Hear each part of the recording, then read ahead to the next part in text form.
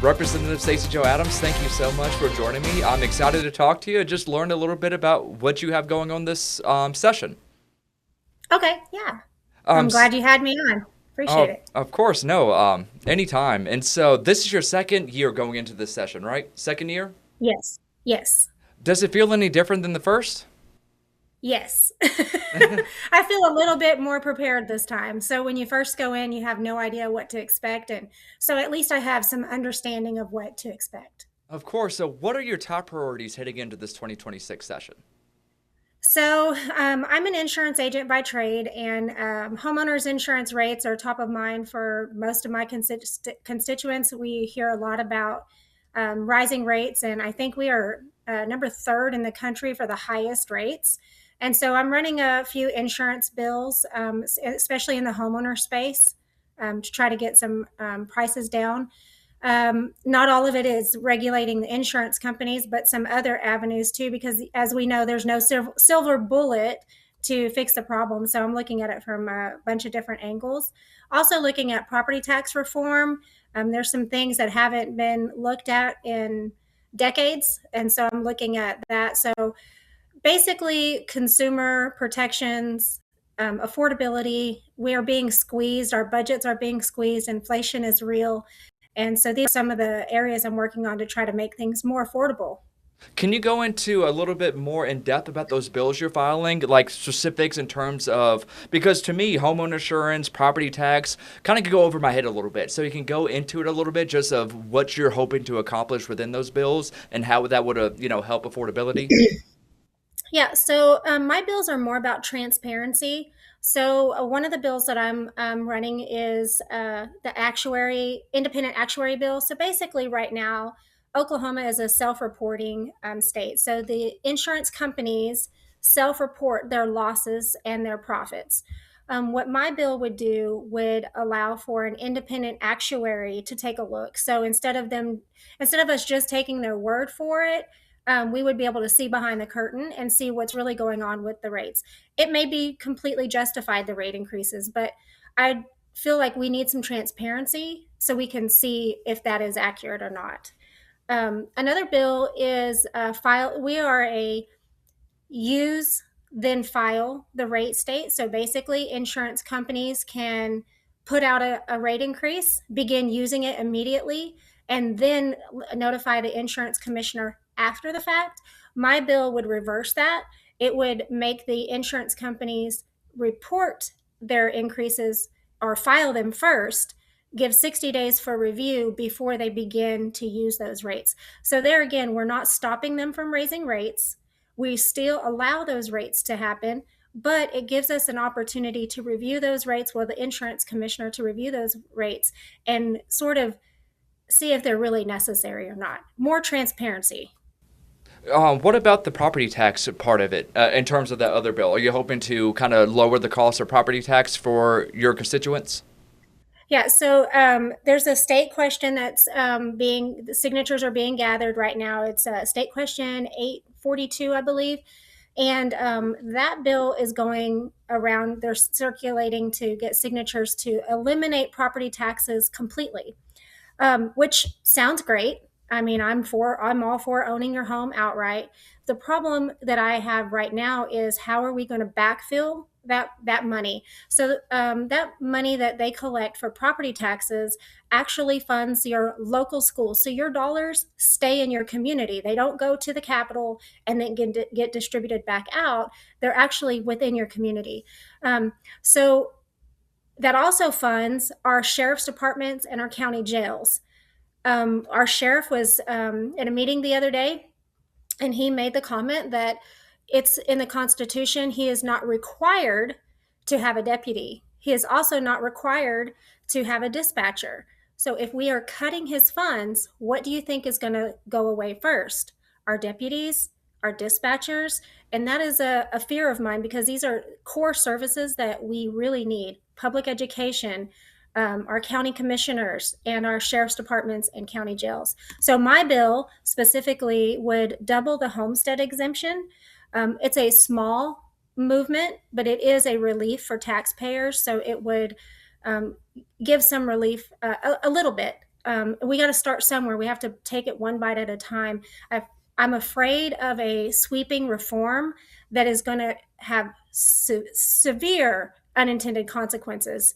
Not that I'm against eliminating property tax, I'm all for that. I just would like to do it in a strategic way.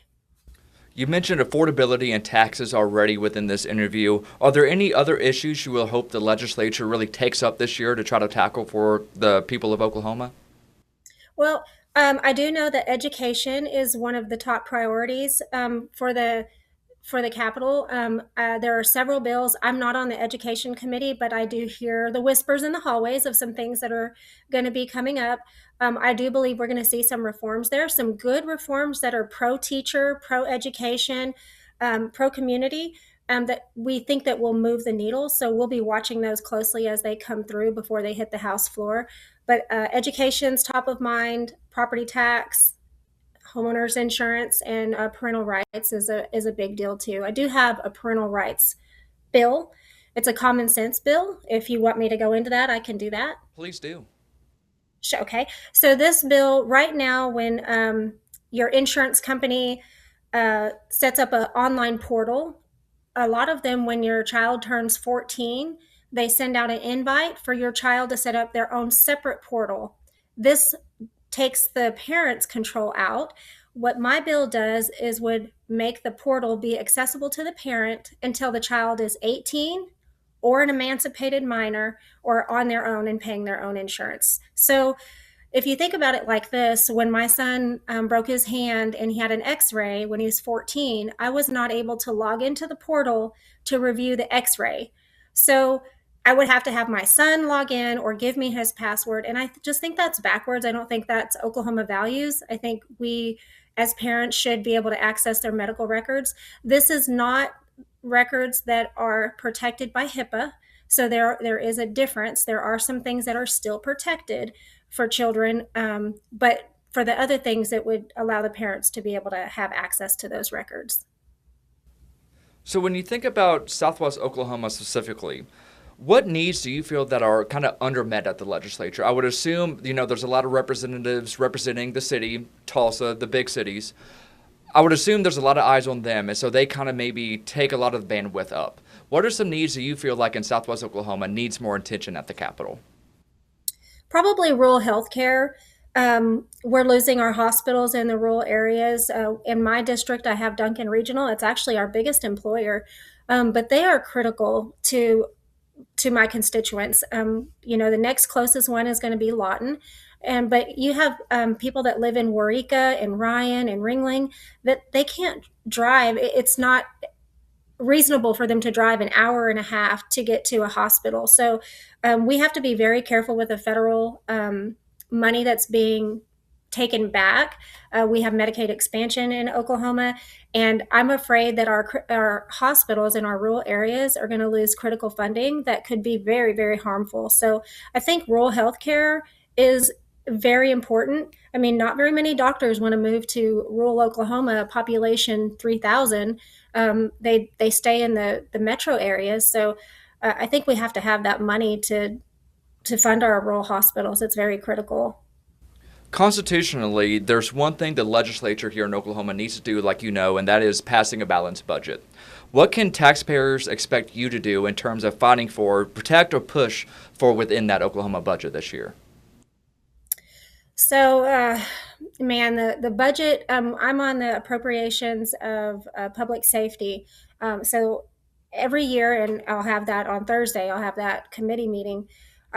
We have everyone coming and asking for more money. Almost all agencies ask for more money. We have to just be very strategic in how we're spending money. I know that there's some areas that we can cut back. It's hard. It's hard when you have a budget of $100 every month, and then you're told, well, you're going to have to make it on $80 a month. So what is the first thing that you're going to cut? So you may have to cut some, I hate to say luxury items, but there may be some luxury items. We may not be able to have free coffee and free tea. We may have to just stick to water. I mean, but I will be fighting for a transparent, clean budget. And I'm hoping that we can get there. I know we will get there. My fear is not having enough money for the critical needs that we have, our roads, our bridges, our mental health. Those things are going to be very important to fund. Education, all those things that are important to fund. Now, when you mentioned that free tea, free coffee for the legislature, Well, I just mean for our agencies. That I just made that up as an okay, example. gotcha. If you buy 5 notebooks a year and you're not using the last 5 pages, you may only get to buy 4 notebooks. Because you're not using the last 5 pages of each notebook. So I'm just saying, making strategic cuts where they make sense. Totally understandable. So, what do you think? I'm assuming there's going to be some disagreements, not with the budget, but just throughout the legislature, this cycle. I mean, politicians, of course, we're going to have some disagreements when we're dealing with, complicated issues like education and what have you.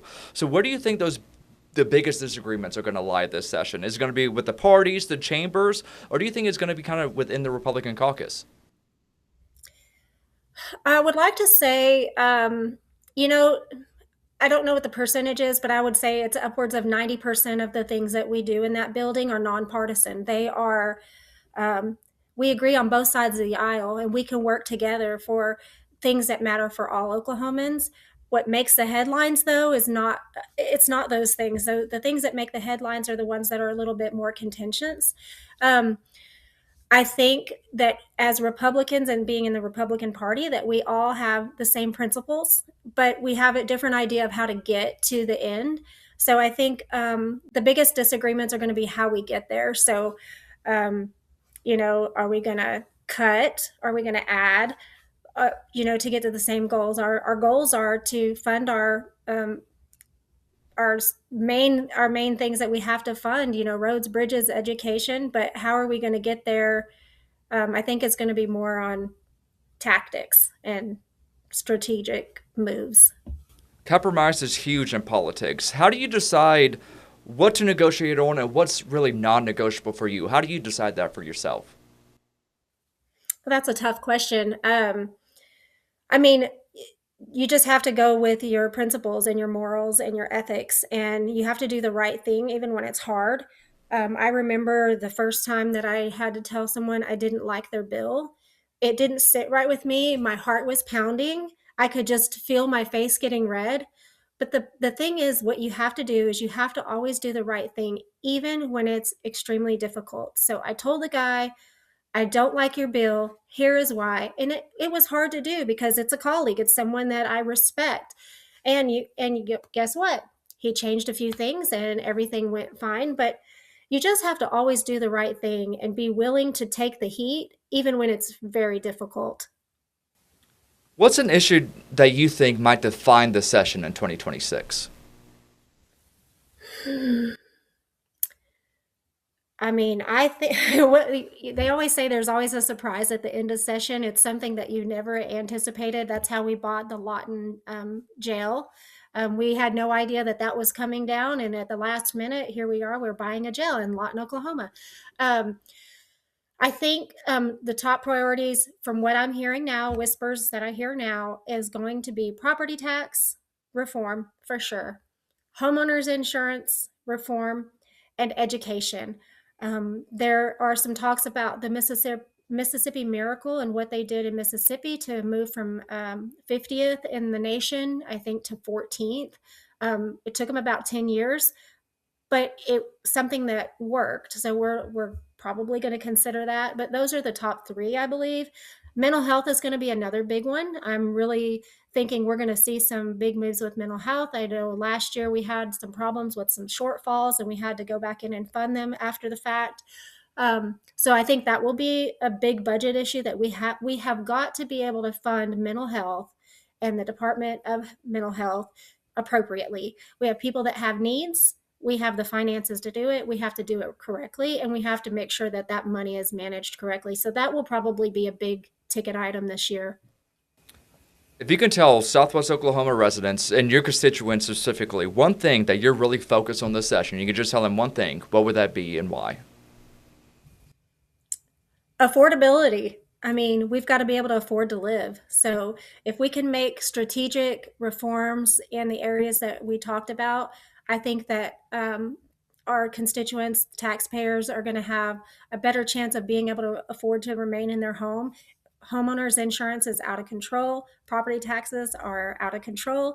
If we can just lower just those two things strategically and appropriately, I believe that that would allow more people to remain in their homes. I will tell you a brief story and I won't ramble, but I had a widow woman call me. Her homeowner's insurance had gone up and she was sobbing. She said, Stacy, I've lived in this home for 20 years. I have a mortgage and I may have to move because I can't afford my property taxes and my insurance.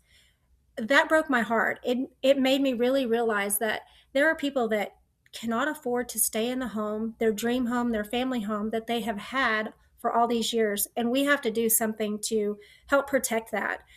It's important. You own your home, you should always own your home. Is there anything else you would like to tell our viewers, Representative Adams? Anything at all? I just look forward to working for the people and hope that I'm doing a good job. And if you ever have any concerns, definitely reach out. Reach out to my email, reach out by cell phone, and I am always an open ear to listen. Thank you so much for joining me and letting people know where you Yes. stand on the issues. If you need anything else throughout the semester, just reach out and I'd be happy to hop on here again. Perfect. Thank you.